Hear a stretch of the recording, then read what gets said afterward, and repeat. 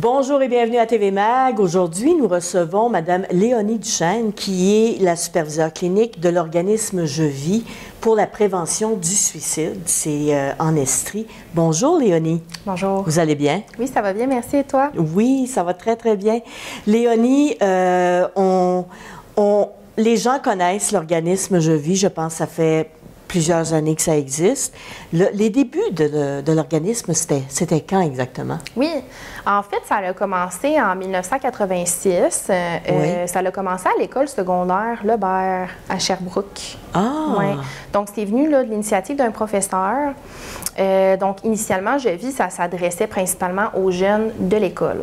Ah bon? Oui. Au courant des années 1990, ça s'est élargi davantage là, aux jeunes en Estrie. Oui. Pour que finalement, en 2000, ça s'élargisse à tout le monde en Estrie. Ah, Ouais. donc il y avait un besoin. Exactement. C'est ça. Oui. Donc l'idée était très, très bonne. J'imagine que ce professeur-là avait remarqué que les jeunes avaient besoin de parler, Exact. pas nécessairement à des professeurs, pas nécessairement aux parents, mais à quelqu'un anonymement, comme on dit. Oui. D'accord. Alors, l'organisme Je Vis offre un service d'écoute. Et pour les gens qui se sentent en détresse, c'est ça. Mais depuis quelque temps, ce sont des rencontres face à face que vous avez à Je Vis. Oui, tout à fait. Donc, ça l'a changé. En fait, on avait une ligne d'intervention depuis longtemps. Oui. Cette ligne d'intervention-là est un service qui était déjà dédoublé. Donc, il y a aussi finalement la ligne de prévention du suicide provincial qui existait en même temps que nous. Oui. Et en Estrie, ceux qui assument le mandat de la ligne de prévention du suicide provincial sont Infosocial. Pendant la pandémie, finalement, les besoins qui étaient sur la ligne d'intervention devenaient de plus en plus grands, je dirais. C'était de plus en plus grandissant, alors qu'on avait de plus en plus de difficultés à assumer, finalement, ces besoins-là. Oui. Donc, il est arrivé un moment où est-ce qu'on a réfléchi au fait que c'était un service qui était quand même dédoublé. Et qui prenait beaucoup de place au détriment du suivi face à face qu'on offrait chez Je Vis. On a décidé à ce moment-là de fermer notre ligne d'intervention. Donc, il y a quand même une ligne d'intervention qui existe encore. C'est Infosocial qui l'assume. C'est la 1866 APL, comme on a sur la plupart des gens. Qu'on voit souvent là, en information, oui. Oui. Puis nous, maintenant, on se concentre davantage vers tout ce qui est suivi en face à face. Puis ça nous a permis d'élargir aussi nos services à plus de clientèle là, que ce qu'on pouvait desservir avant. Là.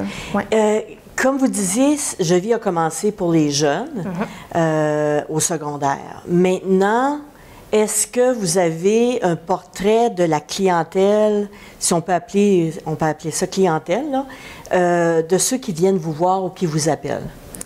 Je dirais en âge. En âge, c'est vraiment tout âge. Oui, c'est vraiment diversifié. C'est super diversifié. On se permet de faire des interventions autant avec des enfants qu'avec des ados, qu'avec des adultes, qu'avec des personnes plus âgées. Là. Ah oui? Est-ce que du côté des personnes âgées, est-ce que ça a augmenté? J'ai pas de statistiques qui parlent de si ça a augmenté davantage pour les personnes. C'est ça, parce que les dernières statistiques remontent quand même à 2020-2021, c'est ça? Est-ce qu'il y a eu une augmentation du taux de suicide à la suite de la pandémie? Donc, nous, on n'a pas observé d'augmentation du taux de suicide, même que ce qu'on a vu là, dans les données les plus récentes, c'est qu'il y a une légère diminution du taux de suicide au Québec. Ah bon? Ça, c'est ce qu'on observe. Mais au niveau plus statistique, là, ce qu'on a vu qui est différent des années antérieures, c'est plus au niveau des jeunes adolescentes, donc de 15 à 19 ans. Dans le fond, ce qu'on remarque, c'est que 11 là, des adolescentes de cette tranche d'âge-là ont nommé avoir eu des idées suicidaires sérieuses dans les données qui sont ressorties là, pour 2020 à 2021, ce qui est 2 fois plus qu'il y a 5 ans.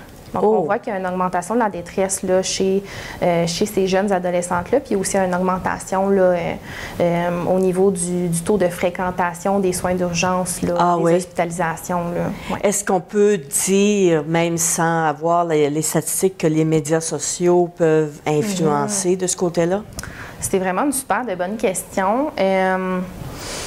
J'ai vraiment envie de dire, ça reste que les idées suicidaires, c'est toujours multifactoriel, donc ça pourrait faire partie des facteurs. J'ai pas de données là-dessus, par exemple, pour confirmer. Là. Exactement. Est-ce que quand on appelle à Je vis, parce qu'on communique toujours en premier par téléphone, même si maintenant les rencontres sont en face à face. Tout à fait. À quoi on doit s'attendre? Comment on est reçu? Donc, en ce moment, chez Je vis, pour recevoir des services, la porte d'entrée, c'est ce qu'on appelle notre ligne locale. Oui. C'est le même numéro de téléphone que la ligne d'intervention qu'on avait. Donc, 819-564-1354. Ce que ça fait, c'est que ça tombe directement sur une boîte vocale présentement. Donc, la personne peut laisser son nom et ses coordonnées. Oui. Et à chaque jour, il y a un intervenant qui est attitré à écouter les messages vocaux et relancer les personnes.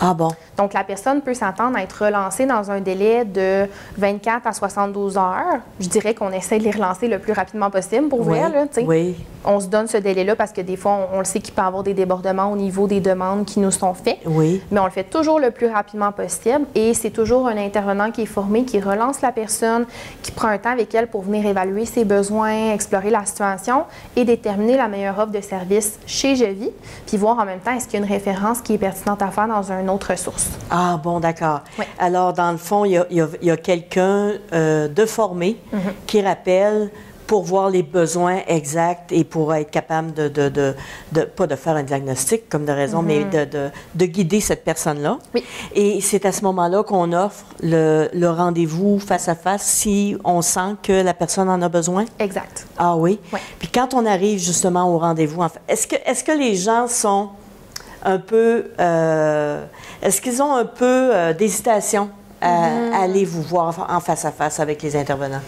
C'est vraiment une bonne question. Ce que j'ai envie de dire, c'est que dans tous les cas, autant quand on avait la ligne d'intervention que maintenant quand on est plus concentré sur le face-à-face, il va toujours avoir des gens qui préfèrent soit rester plus anonymes et être au téléphone, alors qu'il y en a d'autres qui ont toujours voulu davantage avoir des services en face-à-face. Ah bon? Donc, il va toujours avoir certaines personnes qui sont plus réticentes à se déplacer chez Je vis. Ça reste que c'est intimidant des fois de venir rencontrer une personne qu'on ne connaît pas pour se confier sur la détresse qu'on ressent. Oui. Donc, ça l'arrive. En même temps, je dirais que quand l'intervenant prend contact avec la personne pour évaluer les besoins, on est là aussi pour intervenir. On n'est pas là pour passer un questionnaire. On est vraiment là pour être là avec la personne, aussi pour répondre à un besoin dans l'appel. Puis je dirais que ça, souvent, ça permet à la personne d'être plus en confiance puis de se sentir mieux là, pour être capable de se déplacer chez Je vis par la suite.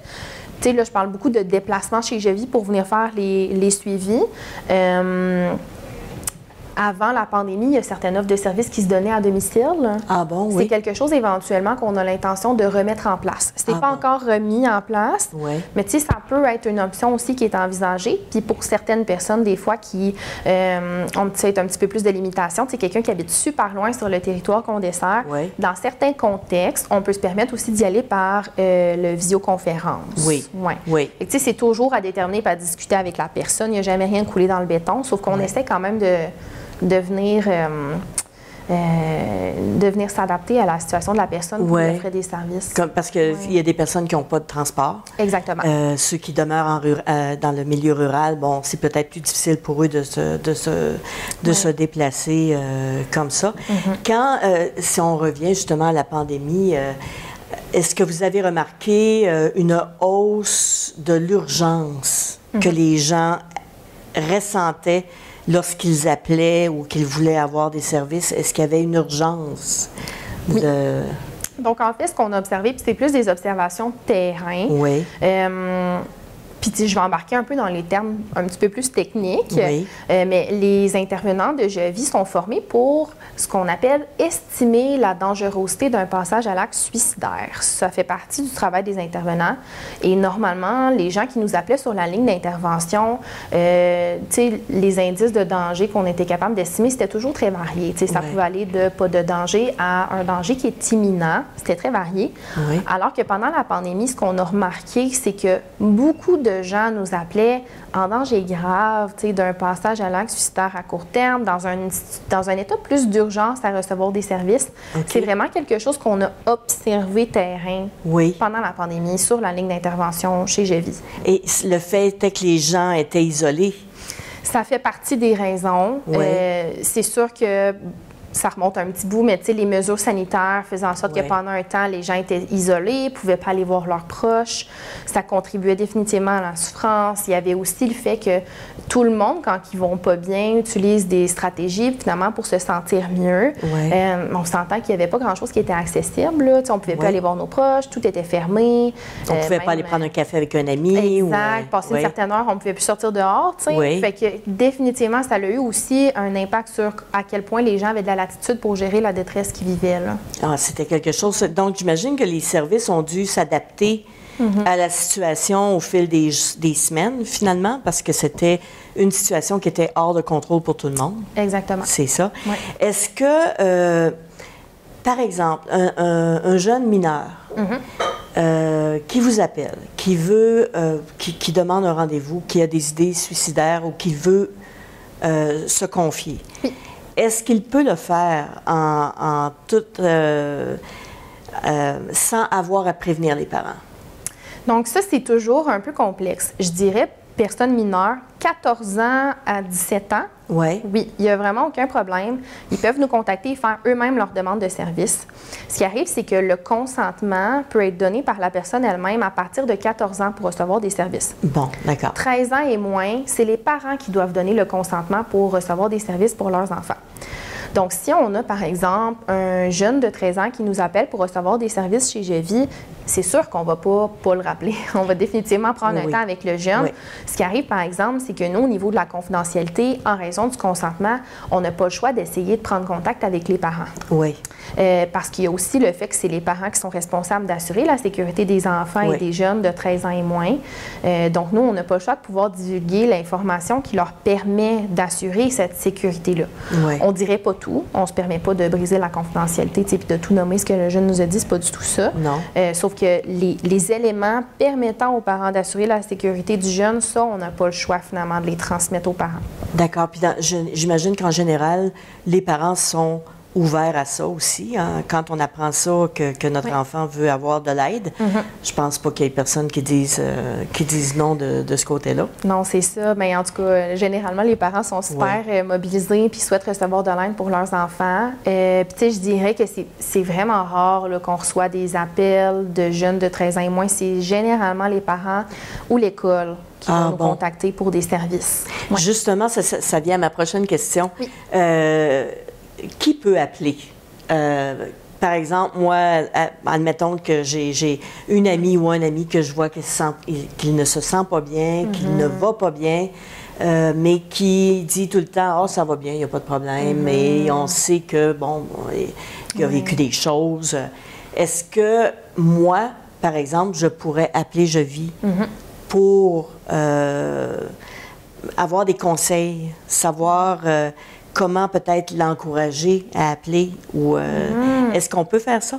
Bien, c'est sûr que chez Jevis, présentement, on donne des services aux proches de personnes suicidaires ou aux proches de personnes endeuillées.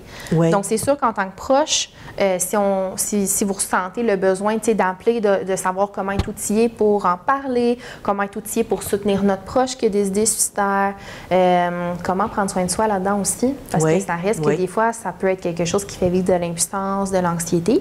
C'est toute une bonne raison d'appeler chez Jevis. Là où je dirais qu'il y a une nuance, c'est que pour ce qu'on faisait dans le temps, finalement, qu'on ne peut plus se permettre de faire parce qu'on n'a plus la ligne d'intervention, c'est qu'avant, les gens pouvaient nous appeler sans être certains que leurs proches, par exemple, avaient des idées suicidaires en nous disant « Je m'inquiète pour un proche, pourriez-vous le relancer? » Puis nous, on se permettait des fois de faire des relances non autorisées ou ce qu'on appelle non autorisées, où on parlait finalement avec cette personne-là, puis on explorait s'il y avait vraiment présence d'idées suicidaires. On discutait, on essayait de l'aider, puis éventuellement, on pouvait offrir des services. C'est quelque chose qu'on pouvait se permettre de faire avant. Ça, maintenant, ben, c'est plus quelque chose qui relève de la ligne 1866 appel là, qui pourrait être fait davantage. Ah bon, d'accord. Parce que ça, cette ligne-là, c'est tout le Québec, hein? C'est ça? Oui. Mais on y va par région. Si, mettons, par exemple, on est en Estrie, on peut appeler quand même, puis eux peuvent diriger vers l'organisme de l'Estrie. Exactement. C'est ça, exactement. Les services de Jevis, on l'a dit, c'est les rencontres face à face, mais vous avez mentionné aussi accompagnement des personnes qui sont soit qu'un de leurs proches vit des problèmes ou que ce sont des gens qui ont perdu une personne par le suicide. Comment ça fonctionne exactement? Oui. Donc, on a différentes offres de services. On a des services on a des suivis en face à face pour les personnes qui ont des idées suicidaires. Oui. Donc, ça peut être un petit peu différent d'une personne à l'autre, tout dépendamment de ce qu'elles vivent. Ça, c'est nous qui va déterminer. Ça va jouer un peu plus au niveau de l'intensité du suivi puis des objectifs qui vont être travaillés, par exemple. Fait que définitivement, on offre du service en face à face pour les personnes suicidaires. On a aussi des services pour les personnes qui sont endeuillées par suicide, donc qui ont perdu un proche par suicide. On a des suivis individuels en face à face avec eux pour les aider à cheminer à travers leur deuil, travailler différents objectifs en lien avec le deuil par suicide. Et ultimement, pour certaines personnes qui ont fait le suivi individuel et que leurs besoins correspondent aux objectifs, on a aussi un groupe pour endeuiller par suicide qui peut être donné, qui vient tout nouvellement d'être recommencé. Ah oui? Là, il avait été mis en pause pendant la pandémie. Donc ça, c'est quelque chose qu'on a pu remettre en place, là, étant donné qu'on se concentre davantage sur les services en face à face. Ah, c'est bien ça. Ouais. Alors, les gens peuvent se retrouver en groupe avec des gens qui ont vécu la même chose ou similaire? Je dirais oui, exactement. Puis c'est comme d'explorer certains thèmes en lien avec le deuil par suicide dans un groupe. Finalement, avec des personnes qui ont vécu là, une situation similaire, tout à fait. Puis sinon, le service qu'on n'avait pas vraiment avant, mais que maintenant on peut offrir, c'est pour les proches, justement. Donc, proche d'une personne qui a des idées suicidaires, proche d'une personne qui est endeuillée par suicide, on se sent plus démuni, on ne sait pas trop quoi faire dans la situation, on aurait besoin nous-mêmes des fois d'avoir un espace pour ventiler. C'est toutes des bonnes raisons de contacter Je vis, et c'est des suivis qui se donnent aussi en face à face. Ah bon, c'est parfait, ça, c'est bien. Si, par exemple, vous voyez qu'une personne est rendue loin dans son processus, est-ce que vous pouvez les référer à un domaine hospitalier, ou est-ce qu'il y a des choses qui peuvent se faire de ce côté-là? Parce qu'on sait qu'il y a beaucoup de gens qui n'ont pas de médecin de famille, donc c'est difficile pour eux d'avoir une prise en charge de ce côté-là. Est-ce que Je vis est capable d'aider ces gens-là aussi? Malheureusement, on n'a pas d'impact sur si quelqu'un peut être pris en charge avec un médecin de famille plus rapidement. C'est sûr que dans certains contextes, quand les personnes vivent vraiment une détresse très, très, très grande et auraient besoin d'être rencontrées rapidement par un médecin, on fait affaire avec l'urgence santé mentale. Donc, à Sherbrooke, ça serait par exemple l'Hôtel Dieu. Donc, des fois, on va accompagner de façon volontaire les personnes à l'hôpital. C'est quelque chose qu'on peut se permettre de faire. Des fois, s'ils se sentent suffisamment en contrôle, on les guide vers là-bas. Puis nous, avec leur autorisation, on se permet finalement de transmettre l'information nécessaire à l'urgence santé mentale pour qu'ils soient conscients de l'arrivée de cette personne-là. Ah bon, d'accord. Bien, c'est bien parce que c'est quand même un bon suivi, là. Est-ce que vous faites de la prévention dans les écoles ou les résidences pour personnes âgées? Est-ce que vous faites de la prévention sur place? Le volet prévention, ça, c'est plus les formateurs, formatrices de Je vis qui s'occupent de ça. Je dirais que des fois, ils vont faire des kiosques. Ça en dépend un petit peu. Ils vont se déplacer, ils vont faire des kiosques de Je vis, parler de l'organisme, des différents services. On a eu des demandes récemment, justement, pour se déplacer dans certaines écoles et c'est quelque chose qu'on peut faire à la demande des écoles. Ah oui, d'accord. C'est comme sous forme de par exemple, conférence, quelque chose comme ça, pour donner les services que Je vis peut donner aux jeunes? En fait, je dirais que c'est plus comme une ou deux personnes qui vont se déplacer avec leur petit kiosque de Je vis, avec leurs affiches et tout. Donc, on choisit un endroit où ils peuvent être. Souvent, c'est dans un endroit où les jeunes vont passer davantage. Finalement, ils sont là pour discuter des services de Je vis, des missions, des mythes aussi, des fois, des indices de détresse avec les gens qui veulent venir poser des questions et qui sont intéressés.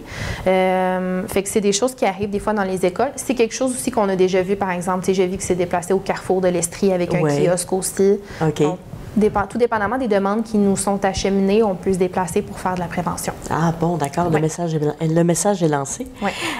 Combien vous êtes d'employés à Je vis? Toute l'équipe au complet ou juste l'équipe d'intervention? L'équipe d'intervention. L'équipe d'intervention. Donc, à équipe complète, c'est 10 intervenants qu'on a chez Je vis. Là, nouvellement, on a des personnes qui viennent juste d'être engagées à l'équipe d'intervention. Donc, on serait à équipe complète. On a aussi quelques intervenants là, à temps partiel qui peuvent venir chez Je vis. Et les intervenants, est-ce qu'ils sont formés sur place ou ce sont des gens qui ont un background, comme on dirait, là, en services sociaux ou quelque chose comme ça. Donc, c'est tous des personnes qui ont un programme de formation de type technique ou baccalauréat en relation d'aide. Donc, ça, c'est ce qui est exigé d'avance. Ensuite, je vis, dans le fond, ce qu'on fait, c'est qu'on offre, dans un premier temps, la formation Intervenir auprès de la personne suicidaire à l'aide des bonnes pratiques, qui est une formation de 21 heures accréditée. Puis par la suite, chez Je vis, le processus de formation que nous, on offre, il est comme en moyenne 3 mois et demi. Ah bon? Ouais. Oui. C'est un long processus de formation. Oui. On veut s'assurer que les intervenants soient bien outillés avant d'être lancés autonomes, oui. qu'ils aient les connaissances nécessaires pour pouvoir aider les gens, puis sont vraiment super bien accompagnés tout au long du processus de formation. Oui, j'imagine, parce que c'est un métier qui est très exigeant. C'est un métier qui demande énormément de la personne, parce que c'est pas quelque chose que on ne rentre pas à 5 heures à 8 heures le matin, écrire toute la journée, puis après ça, on sort à 5 heures. Est-ce que, ça me passe par l'idée comme ça, est-ce que le service de police a déjà eu à vous demander des services concernant une personne qui était, par exemple, en crise et qui menaçait de se suicider?